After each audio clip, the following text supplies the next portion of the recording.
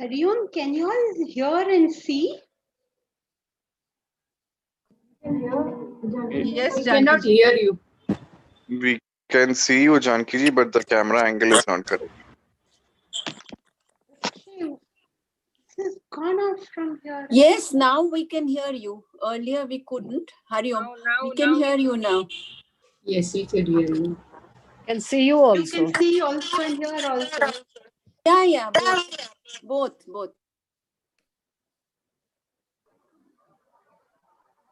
Janki ji, a little bit camera if you could shift to the, like, it's a lot of spaces above your head. Yeah, perfect. Sorry, something may happen.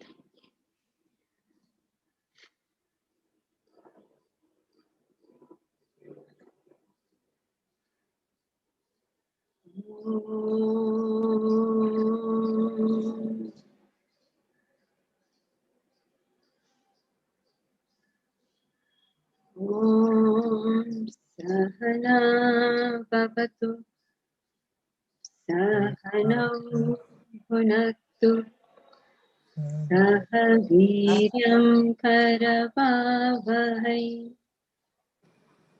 Tejasvinavadhitamastu ma vidvishavahai. Om Shanti Shanti Shanti.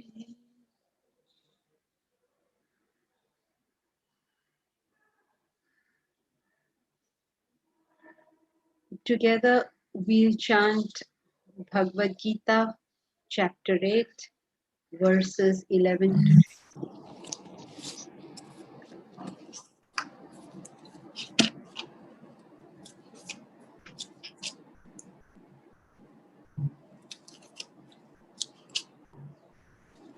Sorry, Janki ji, I am ready with 1 to 10. Is that fine?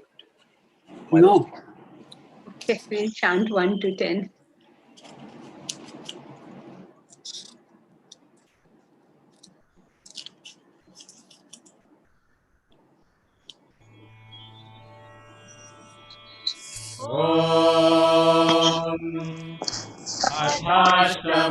अथाष्टमोऽध्यायः Arjun उवाच किं तद्ब्रह्म किमध्यात्मम् किं कर्म पुरुषोत्तम अधिभूतं च किं प्रोक्तम् अधिदैवं किमुच्यते अधियज्ञः कथं कोत्र देहेऽस्मिन् मधुसूदन प्रयाणकाले च कथं ज्ञेयोऽसि नियतात्मभिः श्रीभगवानुवाच अक्षरं ब्रह्म परमम् स्वभावोऽध्यात्ममुच्यते भूतभावोद्भवकरः विसर्गः कर्म संज्ञितः अधिभूतं क्षरो भावः पुरुषश्चाधिदैवतम् अधियज्ञोऽहमेवात्र देहे देहभृताम्बर अन्तकाले च मामेव स्मरन् मुक्त्वा कलेवरम् यः प्रयाति समद्भावम् याति नास्त्यत्र संशयः यं यं वापि स्मरन् भावम् त्यजत्यन्ते कलेवरम् तं तमेवैति कौन्तेय सदा तद्भावभावितः तस्मात् सर्वेषु कालेषु मामनुस्मर युध्य च मय्यर्पितमनो बुद्धिः मामे वैश्यस्य संशयः अभ्यासयोगयुक्तेन चेतसा नान्यगामिना परमं पुरुषं दिव्यम् याति पार्थानुचिन्तयन् कविं पुराणमनुशासितारम् अणोरणीयां समनुस्मरेद्यः सर्वस्य धातारमचिन्त्य रूपम् आदित्यवर्णं तमसः परस्तात् प्रयाणकाले मनसाचलेन भक्त्या युक्तो योगबलेन चैव भ्रुवोर्मध्ये प्राणमावेश्य सम्यक् सतं परं पुरुषमुपैति दिव्यम्.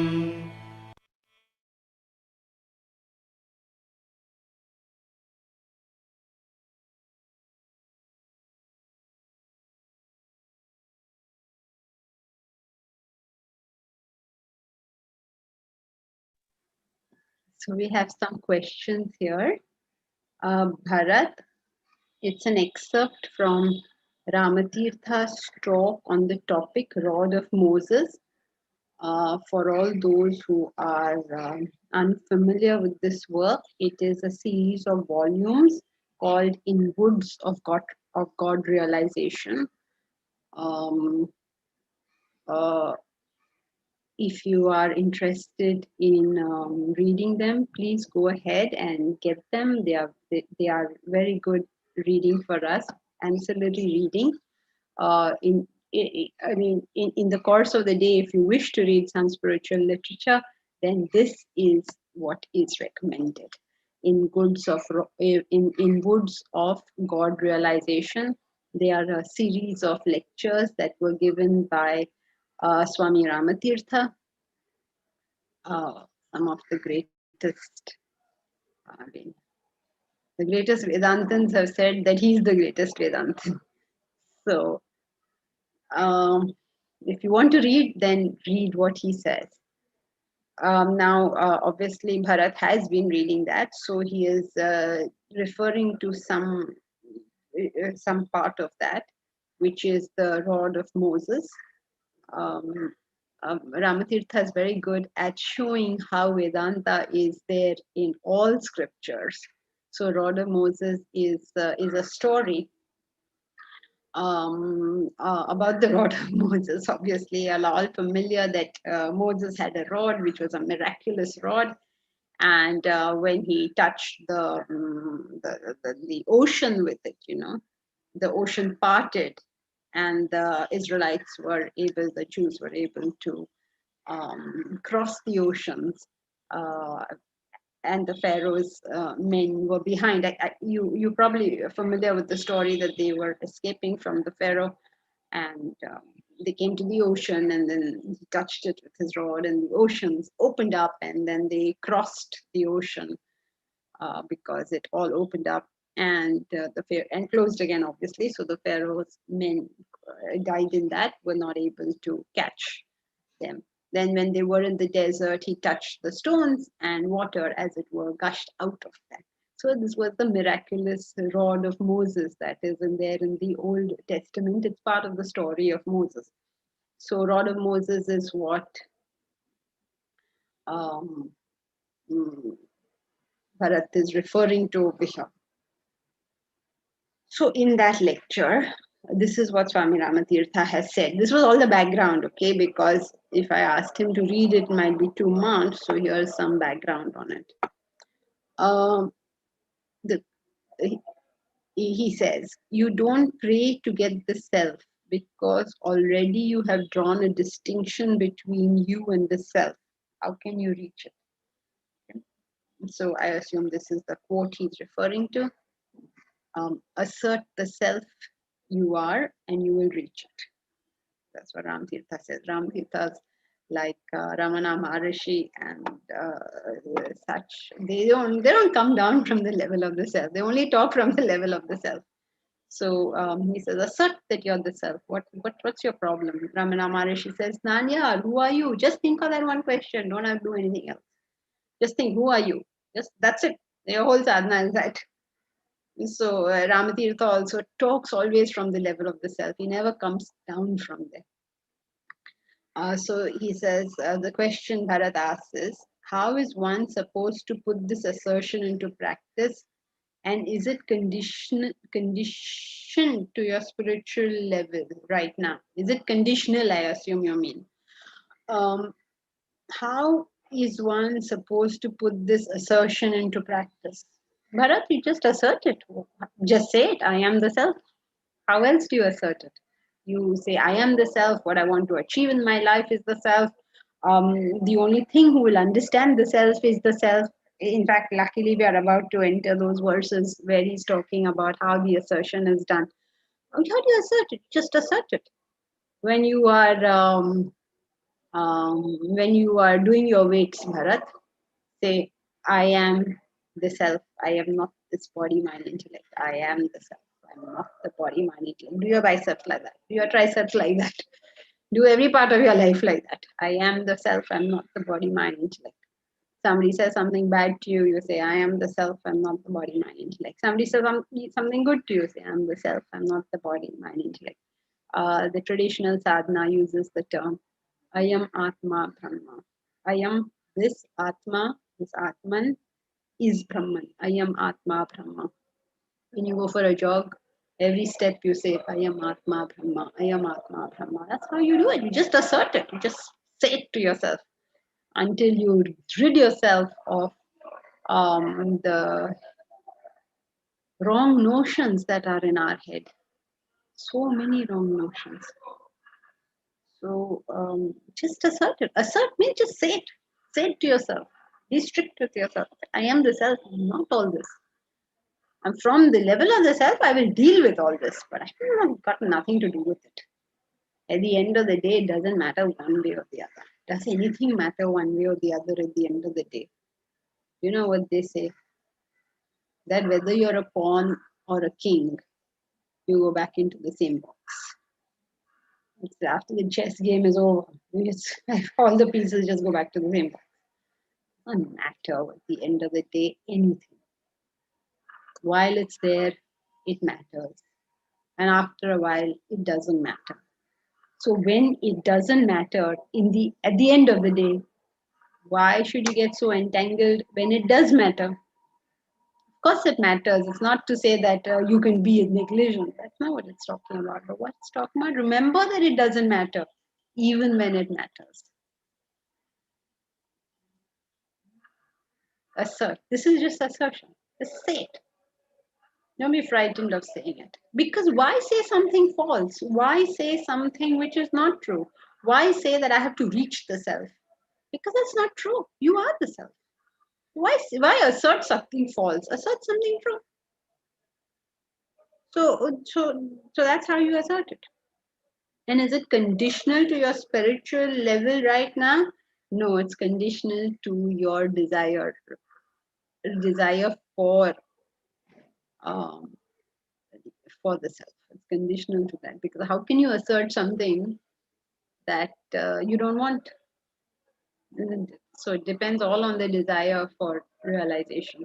You could be at 90% and not have the desire for realization. You could be at 20% and be struggling for it, even though you're not able to hold it.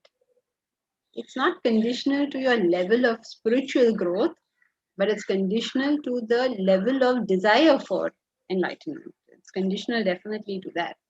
Now, it happens most of the time that these two are inversely proportional. That does happen, but that's only a probability. That's not a causal relationship. Is that okay, Bharat? Ji, thank you. Aditi says, if you have a higher ideal and working towards it sincerely, the lower will automatically come to you.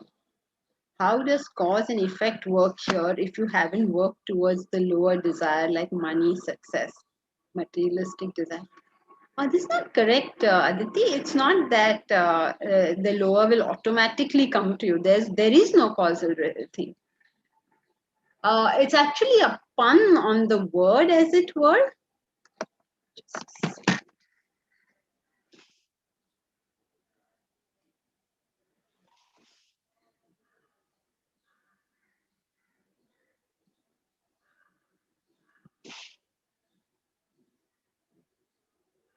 Is a pun on the word, as it were, because when it says, it doesn't actually say the lower comes to you in that sense. It says you're fulfilled with reference to the lower. Okay, you're fulfilled, sort of punning on it, because you're fulfilled because desire is not there, so you're fulfilled. Okay, and secondly, should some requirement be there, yes, that will be taken care of. Because just think about it. No, suppose you're working in an organization and you're one of the best workers. You're really doing your stuff very well. And you happen to have a problem. Maybe you have an illness in the family. Maybe you have some financial need or whatever, something you have. So won't you get taken care of? Your company themselves will say, I'd like to do this or like to do that. So when there's an absolute need, of course, you'll be taken care of. But it's not like, you're working for Mahatma Gandhi is working for the country. So therefore, he'll get a Mercedes. I mean, not necessarily so. He may or he may not. But since he's working for the country, he's fulfilled with reference to Mercedes. And it'll also happen that quite often he'll be traveling in the Mercedes because that's what people will send to him. So, it doesn't work like you're going to get the Merc because you're working for the country. So you have to understand it in its full sense. Number one, that you're fulfilled, so it's not bothering you. Number two, that should the real need of some kind be there, it will be provided to you. And number three, you will have a lot more material, say, comforts than your than what would have been expected given the choices you have made. In all these senses, it holds true. Okay. Yes, Janki, thank you.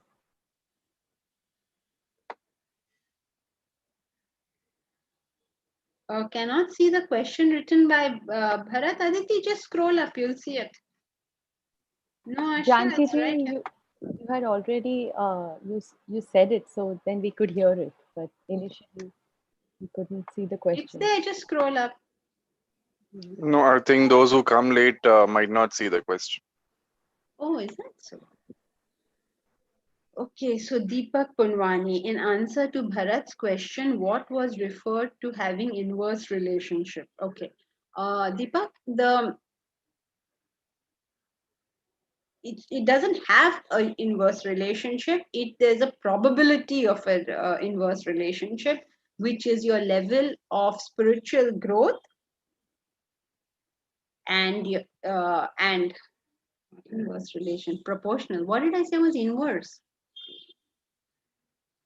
It is probable that the higher your spiritual growth, the more likely you are to have a strong desire for liberation. But that's not necessarily true all times. Your capacity to assert the self is proportional to your desire for liberation. I mean, you'll only assert what you want, right? How can you assert what you don't want? If you want money, you will keep asserting money. If you want a particular partner, you keep on asserting that partner. If you want reputation in your mind, that will go on and on and on. So you will assert that because that's your desire. So your desire for realization makes the assertion possible. And Bharat said that, is it proportional to your level of growth?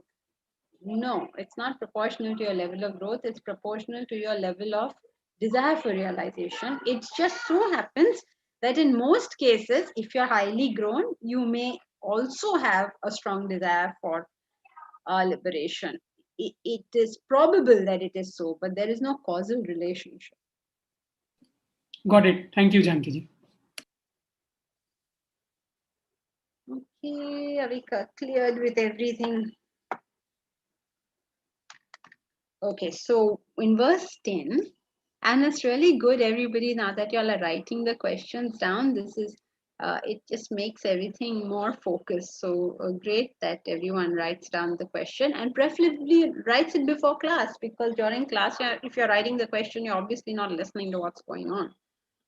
So in verse 10, we did 4 aspects that are required. First is an unswerving mind, manasa achalena, with the mind being achal. Chal moving, achal not moving. So with the mind being achal not moving means unswerving mind. The mind wants realization. This has to be the beginning. If you don't want realization, if you don't want self-development, then spirituality is no longer spirituality. It is another form of bhoga. It is another form of enjoyment. So many things in this world we enjoy, and going to lectures is one of them. There is no sacredness in that pursuit. The sacredness of the pursuit is this a tool for me to reach over there? Then it's a sacred pursuit. Otherwise, it is only a,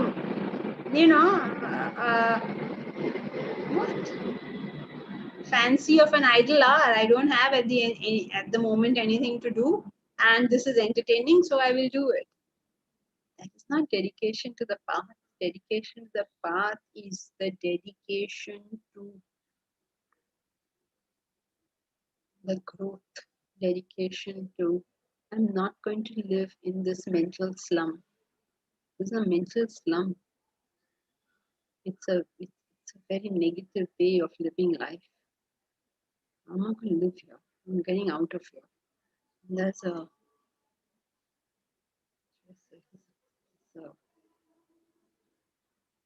tadapad, mana tadapata. It's tadapat. It's like Haridarishana. It's like a, what is the English equivalent? There is a mana tadapat. Getting Desperate. Desperate. Okay, there's a desperation to get there. It's like a suffocation. I don't want to be here. There's something in you which says, no, this is not right. I don't want to be here. While you're getting angry, you recognize that there is something wrong in this whole process. I don't want to be angry. And if you're getting jealous, you recognize that I don't want to be jealous. If you're talking rubbish and you can hear yourself talking rubbish, you say, I don't want to be here. This is a slum. I'm not going to live here. That desperation, that tarpat to get out of this, to get into a state which is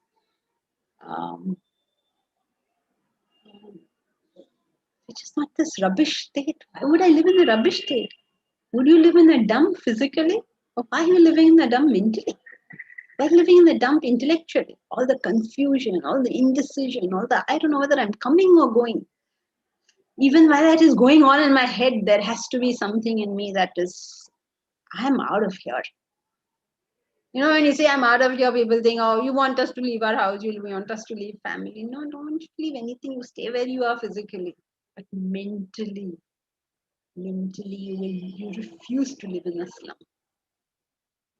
So, unswerving mind, that desperate desire to reach purity, to reach truth, to reach the transcendental, to understand the sacredness of our own lives, to understand that there is a way which is way superior to what we are living right now. Unswerving mind, because that desire is there so strong. And you look upon it with devotion. Therefore, because the desire is so strong, it converts itself to love for that. And love for the higher is devotion. Then, yoga balena. Yoga comes from yuj, to join. With the power of joining,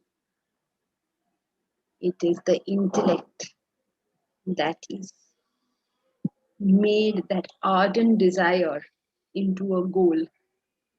Because just an ardent desire will keep you awake at night. It won't achieve you anything. So the intellect is figuring out how do I get there? And not just, oh, I want to get there, but how? What is the most efficient way of doing it? What is the quickest way of doing it? What is it that really requires to be done? And on a daily basis, am I actually doing that thing? That's why you use the word yoga, and that's why the word yoga is associated with the 3 yogas, which is karma, bhakti, jnana, and hatha also. So, because that's what you do. Like, get down to doing what needs to be done, right? There's no point saying, yes, I have a great desire, but what are you doing? Get down to doing what needs to be done, because what gets us our desires is always what we do, not what we think. What am I doing on a daily basis to reach where I want to go? How much of my time on a daily basis am I spending to achieve the thing I most want to achieve? That's a question we have to ask ourselves. How much of my time goes on this? How much of my time goes on things that I don't even want to deal with? And if I don't want to deal with them, why are they in my life? What did I do?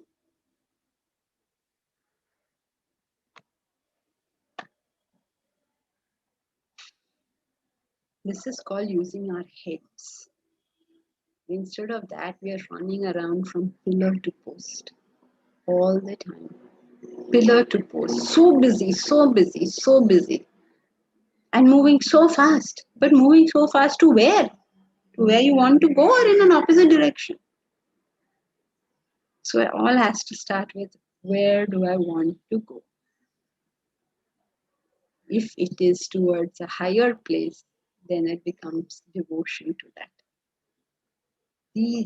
The desire, the emotion must be converted into the goal by the intellect. The goal determines how you spend your day. Are most of your daily activities taking you to your goal?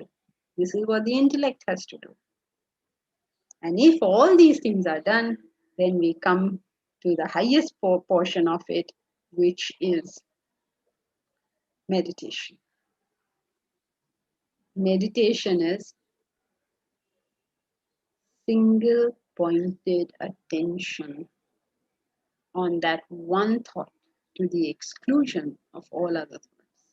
So the first portion takes up most of the time, really. The daily, for years and years and years, daily. One let up on that. And then until the mind of its own settles down. It's not running helter-skelter. And then it is able to stick to the one thought in the seat of meditation. So then he is saying what we have to do in the seat of meditation. So by the power of yoga means by the power of having done this with your intellect. This is an important thing, in life. We often miss it. We often miss this 50%. We have a mind, we have an intellect. If at all we understand anything about the spiritual life, we only understand the goodness aspect of it. If at all we understand. We have all these virtues which we think that spiritual people will have. They'll be kind, they'll be gentle, they'll be peaceful, they'll be, charitable, they'll be forgiving. We think like that. Everybody says this. In life, if you do only this part, you get beaten up. There's another part as well. You can't ignore that. And that's called the intellect. It has to be functional. Life will be bad if you do only 50%. Or let's not say that. Let's say if you do only 50%, only 50% of life will be good. Because you're being virtuous, so you'll get the results of being virtuous. But you won't get the results, which are your due of having an intellect as well. So If you want to be Krishna, you have to be virtuous and you have to have an intellect functional too. Can't afford to not do that. So, once you've done all this, that power of yoga is a power of the intellect directing all actions to the self. And then you come to meditation. Then you will reach meditation. Otherwise, forget it. Intellect is not working. Meditation is not working. Fixing the prana perfectly in the middle of the two eyebrows. Samyak, aveshya, pranam. Madhye bhruvo. If you try that, okay, what does it mean fixing the prana there? It seems to make no sense. Prana is to be understood over here in this context as activity. So what is this activity you're doing right now? What is the activity? You're in the seat of meditation. What is the activity you're doing right now? Attending the class. Attention. Sorry? What's the activity you're doing right now? You're in the seat of meditation. What's the activity? Focusing on the self. Focusing. Thought. So in this case, the last thing that you're doing, the activity at the moment is thought. So fixing the prana activity, life's activities, perfectly in the middle of the two eyebrows. That means you're fixing your thought over here.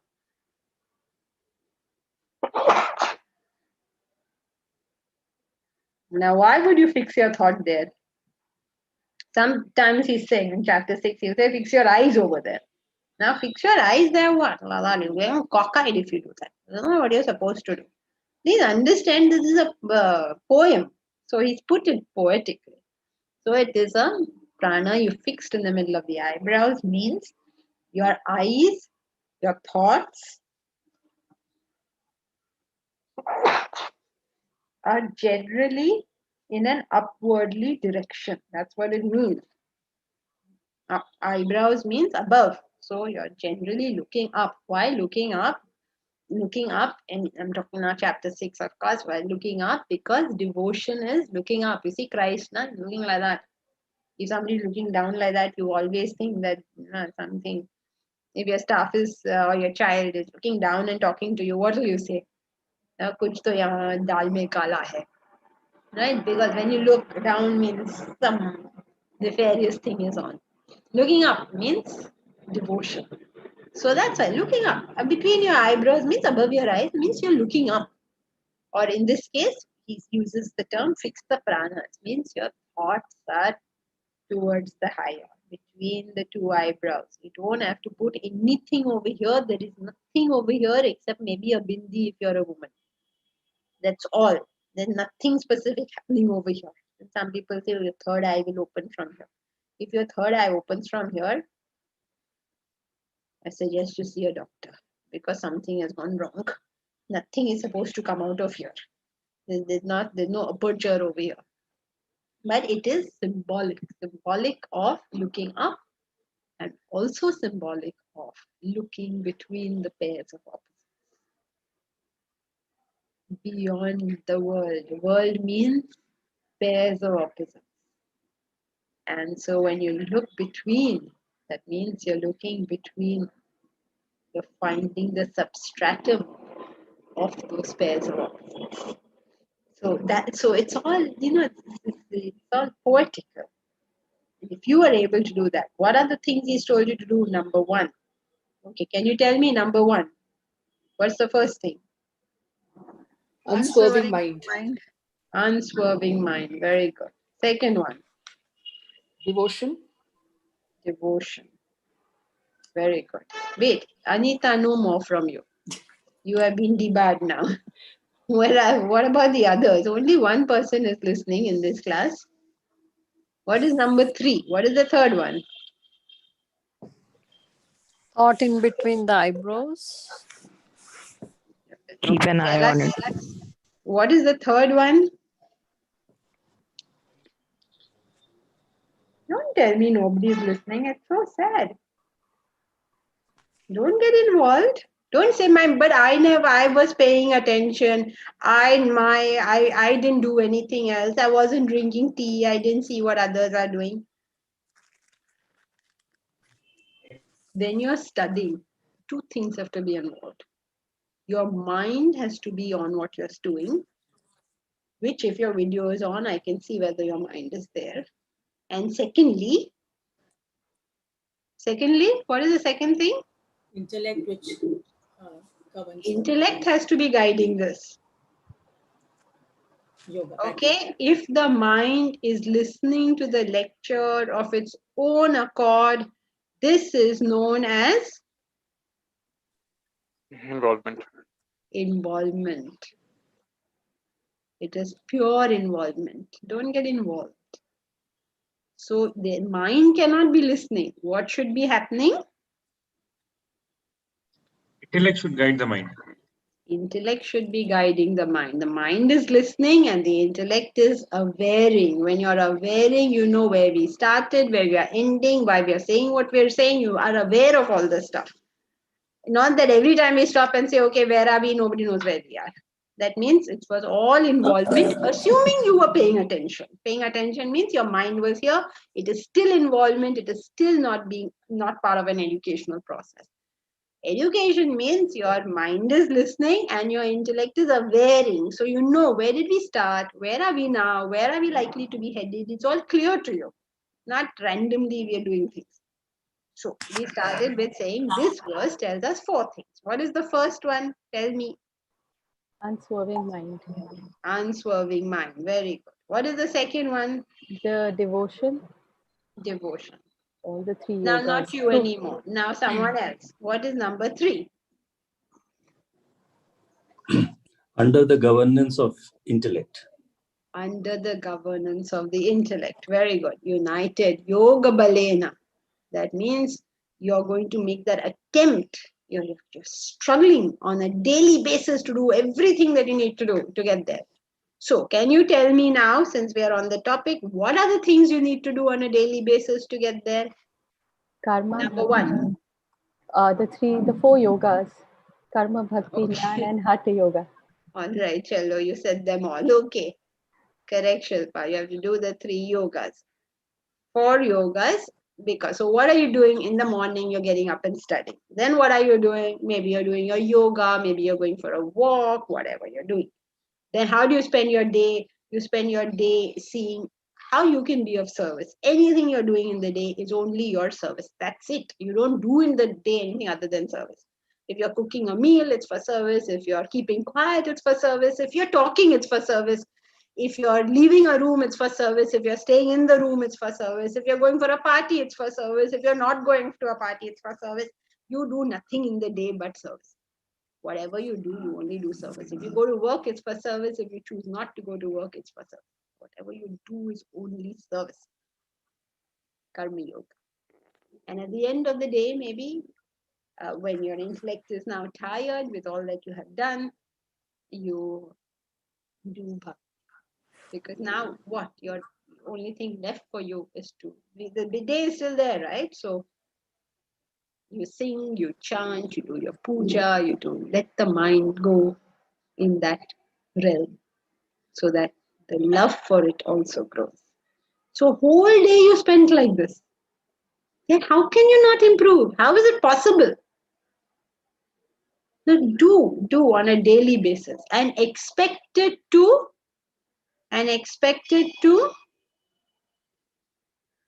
what? Varsha, expected to?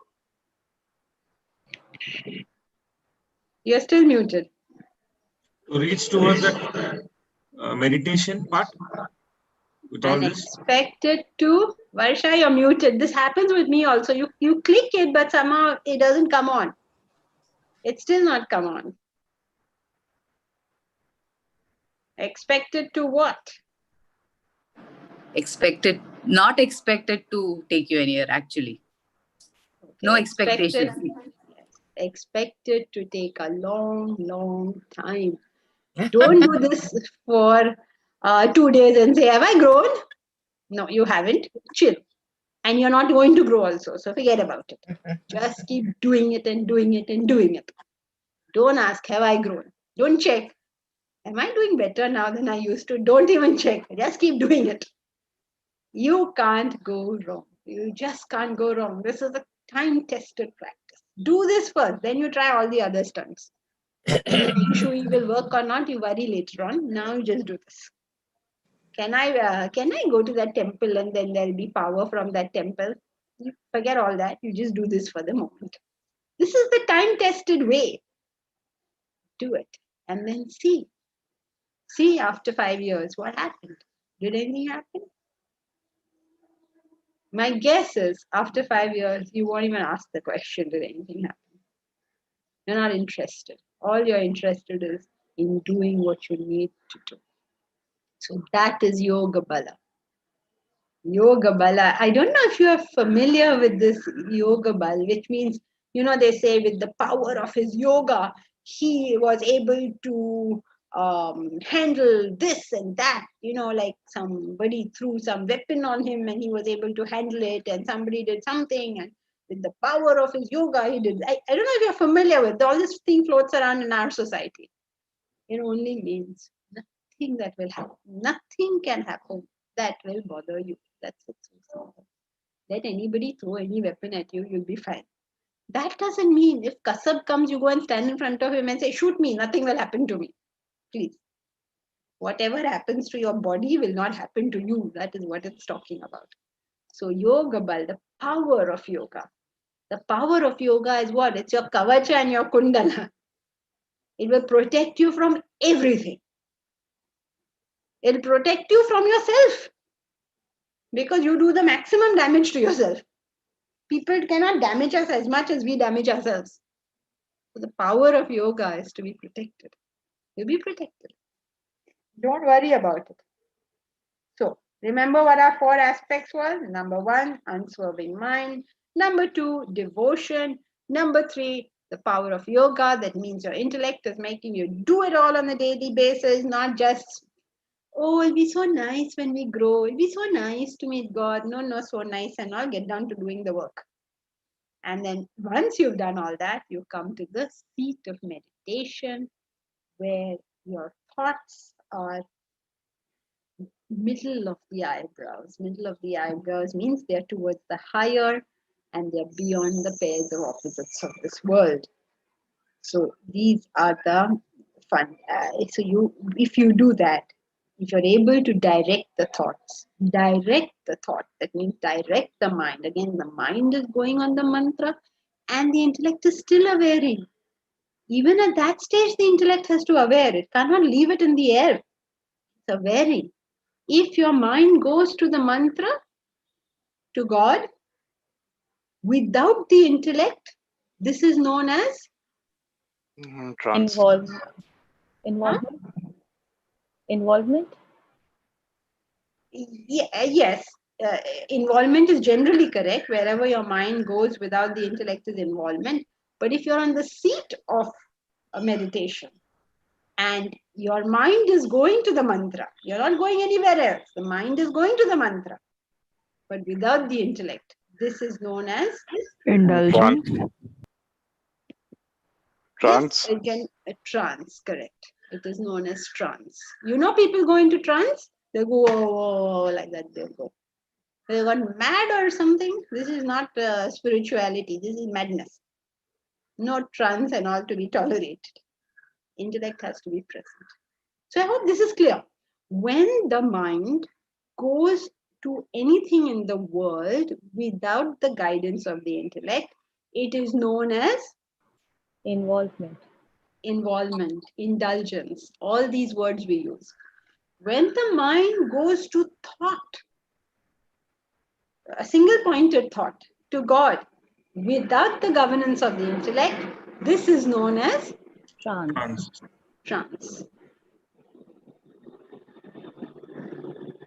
Okay, so this must be very clear.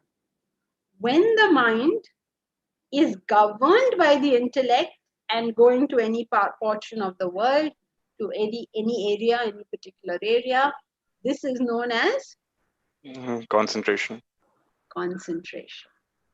When the mind is going to any part of the world, any area. Okay, so now your mind is going to the class and your intellect is awareing it. Then this is known as concentration. If the mind is going to a mantra, Bharat, you're not allowed to answer now. If the mind is going to a mantra under the supervision of the intellect, this is known as Meditation. meditation. Okay, clear? I hope this whole thing is clear. Please get the picture right, because once the concepts are clear, it doesn't matter what the words are, you'll get it. Okay, so mind going anywhere without the intellect is known as indulgence or involvement. Mind going to a mantra or God without intellectual supervision is known as Trance. trance.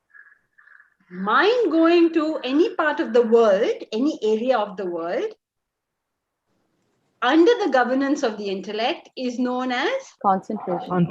concentration.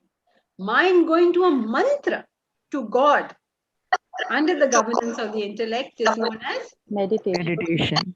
meditation. I hope the whole class is clear about this. Anybody is not clear, raise your hand. Okay, so I assume everybody is clear. All right, so now, Janvi, can I ask you something? Yes, please. Yeah, bringing the intellect all the time and this thing doesn't mean that you're bringing your ego in.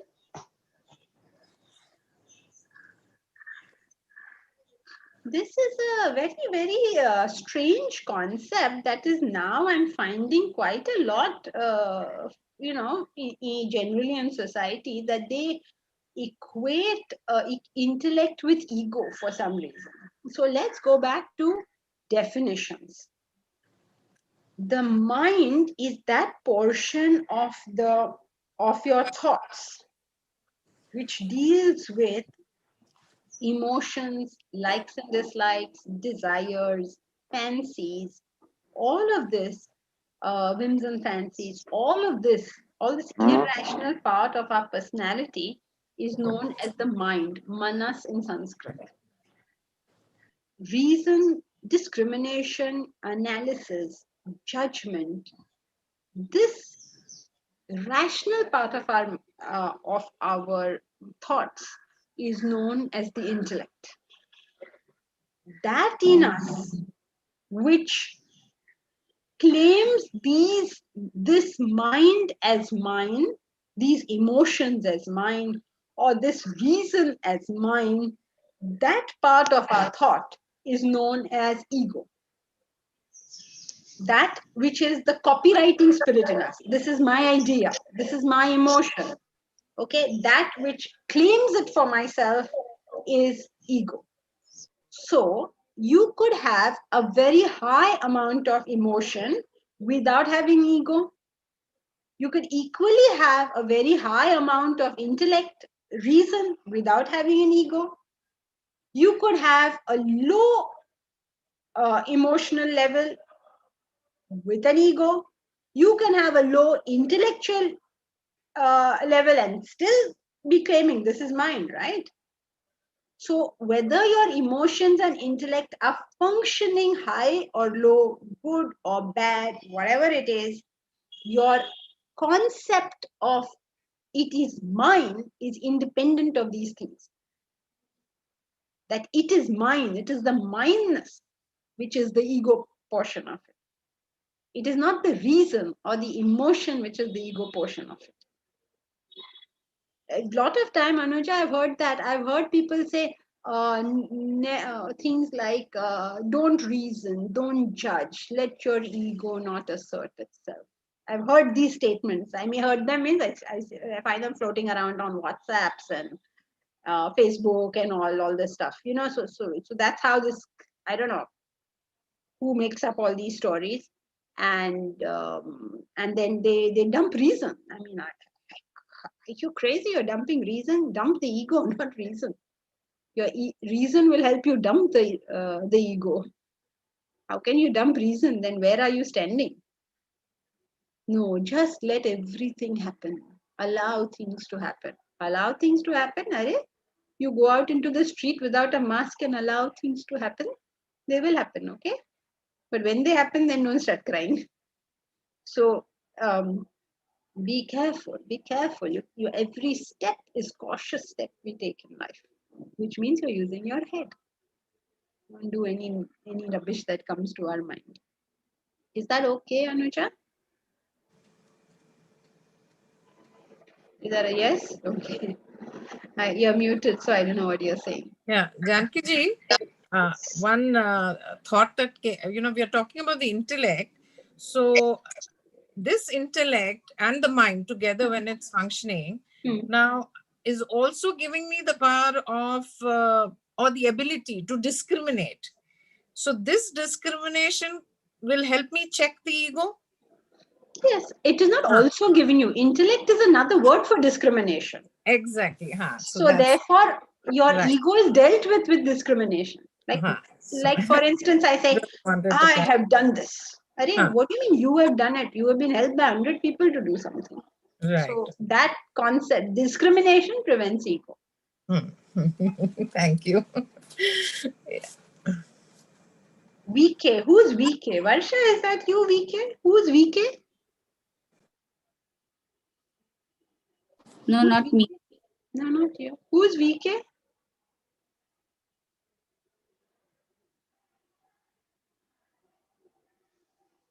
VK?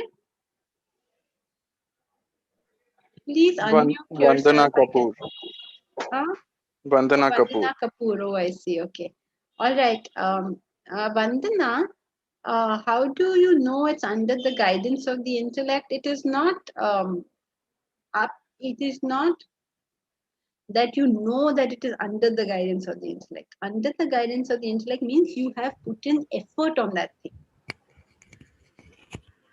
When you put in effort into something, okay, for instance, you are trying to decide, should I eat this or not eat this? Okay, your mind will say, your mind will say, means immediately say, yes, this is a very nice gulab jamun, I must eat it. But did you take a minute to pause to think, should I be having it or should I not be having it? If you took a minute to pause and think, you put in a little effort, right? Okay, should I do it or not? And if your answer is yes, go ahead and have it. If your answer is no, don't have it. So it's not that, how do I know it's the intellect? When you have put in effort, it is the intellect. Is that clear? Yes, Janki ji, can you hear me? Yes, I can hear you. Thank you for answering. But I also have a question, like, when you're praying or you're meditating, that time, you're absorbed in that prayer or in the meditation. So you're not discriminating or judging yourself, or you're not conscious also, basically, to understand, are you thinking right or not? If you're totally involved in it.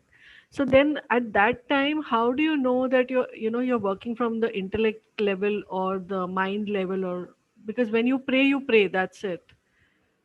I don't know how to put it. Well, it's clearly mind. Okay. Because there is no, I mean, when there is a total involvement in what is happening, that is mind. So what will happen if a person prays like that is that they will create further and further desires for that kind of prayer. Because the mind is going somewhere of its own accord. So it will just create desires. But when that prayer is used as a tool for whatever it is being used as a tool for, then the thoughts will get established in that thing. Okay. Fine. Next time I'll be a little alert to understand myself. Sorry? I said I'll be a little alert to understand myself. Yeah, because this is, you're dealing at the level of thought, so it's difficult to sort of grasp it immediately. When you think, when you're praying and you can't think, you don't even know what you're doing. And many people go into this state and they have no idea. They say, "Itne ghante gaye and mujhe pata hi nahi." So all that is all what we call trance. It's involvement really, and it is the Upanishad calls it a mental disease.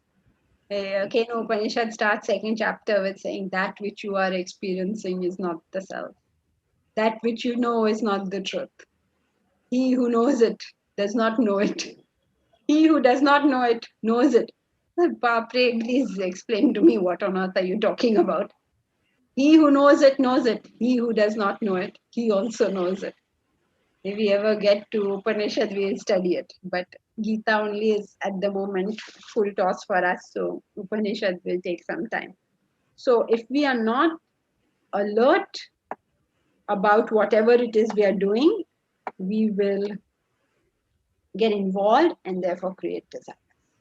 Okay. Thank you so much. Thank you.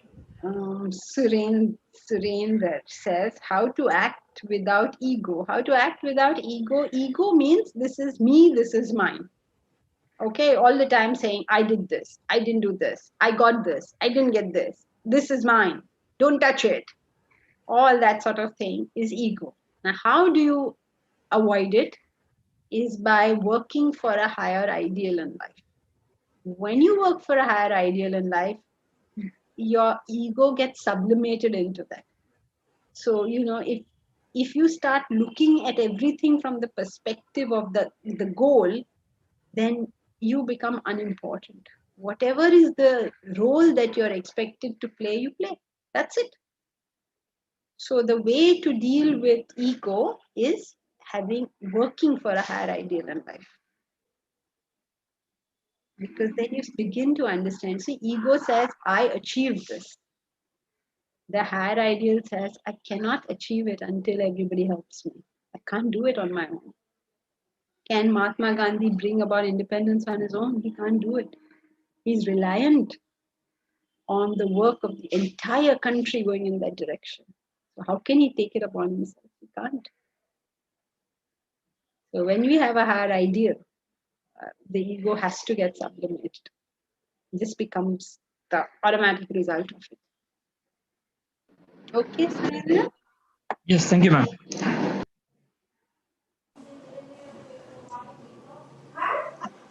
Shilpa, does pratyaksha bhavana? Pratipaksha bhavana. Oh, pratipaksha bhavana helps. Yes, pratipaksha bhavana helps to give us to help to what? To give you a certain objectivity, right? So when we don't have objectivity, to handle the ego, to handle the ego. To handle the ego. Yes, definitely. You look at it as, how could I have done this on my own? Impossible. Like suppose you get an ego. I have been very regular with class. But how can you do that on your own? Suppose internet goes away, how will you do it? Suppose a class is not held, how will you do it? Suppose somebody in your family falls ill, how will you do it? So everything, suppose your own body is not well, how will you do it? So you begin to realize that what am I talking, that I will do this and I have done this and I have done that. It's silly. Any one factor changes, it's not going to work. So that's Pratipaksha Bhava. Thank you. Deepak Punwani. Anything you do in day is for service. In reference to description of Karma Yoga, service in this context would mean for any cause beyond oneself, or would it be the highest goal one can conceive? For example, if someone is cooking for providing best meal for family, but without the thought of self or self-development, would it be service?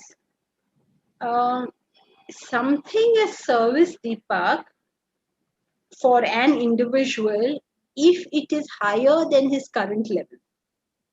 Suppose the person is already a family person, then service will be what he does for the community. So if he's a selfish person, he can only think of himself, then serving the family will become service. So service is the next level. It's always next level. So service for different people will be different things. For a man who's alcoholic and is beating up his wife, if he decides to quit alcohol and help her in the kitchen, it would be remarkable service. But Deepak, if you quit alcohol and help Shilpa in the kitchen, it will not be remarkable service. So it all depends on where you currently are, what would be service. Anything higher that you do for a higher cause becomes service. Higher means higher than where you currently are. If Mahatma Gandhi is already at the level of the nation, then if he does for the nation, it will no longer be service, it will be indulgence. Is that okay, Deepak? Thank you. Absolutely clear. Har Simran. It may also happen that I put in effort to think and apply my intellect before doing something, but because of low thinking skills, the end decision is flawed. How do I overcome this fallacy? Thank you. Harsimran, I hate to tell you, you will never overcome this. Nobody overcomes this. At any level, our thinking is flawed. Any level. Even if you're at 90%, your thinking will still be flawed because you are at 90%. So we never overcome it. What we do is we study every morning and trust the Lord that our intellect will get better. So basically, we will reduce the number of mistakes we make. We will not come to a point of zero mistakes. It doesn't happen. So that's how you deal with it. Thank you. Thank you so much. Aditi, is being in constant awareness using the intellect or discrimination is a must? It is discrimination if you're in constant awareness. A constant awareness means you are discriminating that what I am going through right now is not the be all and end all of everything. There is something bigger and vaster and greater. So it is discrimination.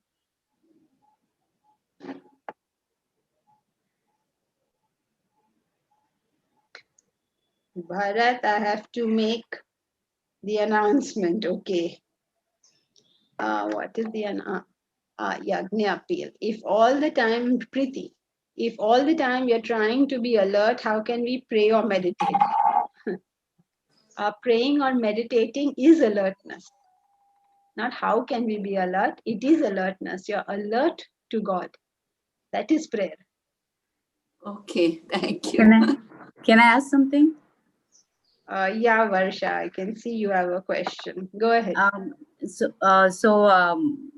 The way to develop your intellect, morning studies is the only way, or can we train ourselves to, like you said, the gulab jamun, right? Ask.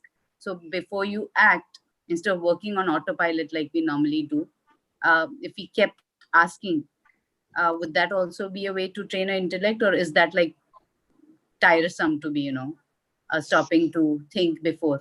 Or should it come automatically by morning studies? How? Yeah, I mean, how? The gulab jamun has come in front of you, you will eat it before you had a minute to think what to do. So morning studies makes the intellect available. How? All the time. Yeah, how can you tell a person think? He has done the action. Then he says, oh yeah, didn't they tell me to think? You know, it will work like that. How do you execute these wonderful things? Yeah. By your morning study. Okay, Can I so that's it for today. Before you all go away, please remember next week we are going to do what we normally do in the real world, but we can't this time. So we are going to do it online. Sushila Ji's Bhagavad Gita Yagna. Many people are new, so you may not be aware that once a year we have this big event. The point of the big event is twofold. One is that we can reach out to many more people and tell them that here is something we do. Otherwise, I don't know if you've noticed, it's almost like we are a secret service organization. We do service, but in secret. Nobody knows that we're doing anything. So this is our one time where we go all out and we tell everybody, look, there's this wonderful knowledge. Please, please, please study it. Your life will get better. Please do this. Okay, this is our plea to everybody at this time of the year. And so we get Sushila Ji to give the lectures because, familiarity breeds contempt. So every day, jiska sun rahe ho, that doesn't count. And of course, she's much senior to me also. And so she'll be giving the lectures, and we get an opportunity once a year to hear her. Once a year, you get to hear maybe the same knowledge, but from a different perspective. So please do join in for the lectures. Then that's not all. That is first, join in for the lectures. Secondly, help out with the work, because there's a lot of work involved and these boys are doing lots and lots of it, and very dedicatedly. I must say this team is excellent.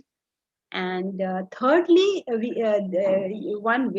two ways you can help them. Number one is help spread the word. Let everybody know about it. And the second way is please help with funds. We need to do something to have more funds so that we can publicize it a little bit more. And this is our opportunity to see if we can get more people involved, listening to a very senior person on this, and let's get everybody know about it. Mahesh is doing online publicity. He's working very hard on it, but he's obviously restricted by what can be spent. So please help everybody. Let's all get together and do this as our gratitude to Vedanta, as our gratitude to the rishis who have left this knowledge for us. It is the obligation of us as a generation to make sure that it's there for the next generation, because it's happened for the last 10,000 years in this country, and it must continue. We cannot afford to lose this. Okay, so that's it for today. Janki ji, another reminder for everyone, please note that we won't have classes from Friday to Sunday in the coming week. Yes, our classes obviously won't be there because the yagna will be on. Sushila ji is talking, so we'll all listen.